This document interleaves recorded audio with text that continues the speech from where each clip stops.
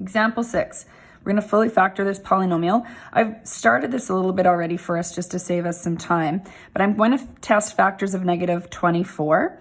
I don't need to list them all down, but I started with 1. I plugged 1 in for x, got through it. I found out it was equal to negative 6, so that means there's not a factor. Even if I recognize it's not equal to 0, I can even jump to saying not equal to 0 and not worry about, necessarily evaluating that. I'm going to try 2 next, so we're going to do that together.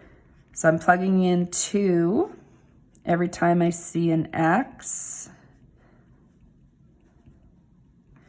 So 16 minus 40 plus 8 plus 40 minus 24. And when I calculated this, it was 0. So that means if x equals 2, x minus 2 is a factor. So that's what I'm going to use for my synthetic division.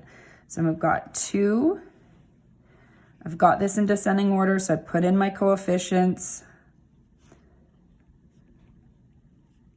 Leave a space, bring down the 1, multiply. 2 times 1, add, negative 3. Multiply to get negative 6, add to get negative 4. Multiply to get negative 8, add to get 12, multiply to get 24, and I get 0 again. This will be 0 because you've said the remainder is going to be 0 when x minus 2 is a factor. So now my polynomial is x cubed minus 3x squared minus 4x plus 12. And again, one of the factors is x minus 2. I have to factor further. Because this is still cubic, I have to start this process again by testing factors of 12 to see what my first factor is.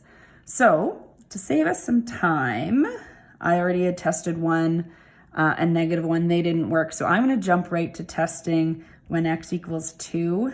So I got 2 cubed minus 3 times 2 squared minus 4 times 2 plus 12. So I get 8 minus 12 minus 8 plus 12. And that worked out to be 0. So therefore, x minus 2 is a factor. So let's use 2 in these coefficients. Move my paper up here. 1, negative 3, negative 4, and 12. Bring down the 1, 2 times 1, add in the columns. Multiply again, add in the columns, multiply again, and you get 0. So now I have x squared minus x minus 6. X minus 2 was a factor. And remember, x minus 2 is also a factor of my original question. So that I don't forget it, I'm going to include that here. Now I can factor like we are used to factoring.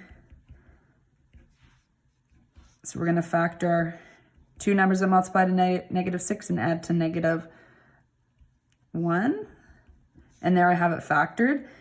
You may notice that sometimes it's written, if there's more than 1, as a square. You don't have to rewrite it this way, but you will notice the answer sometimes written that way.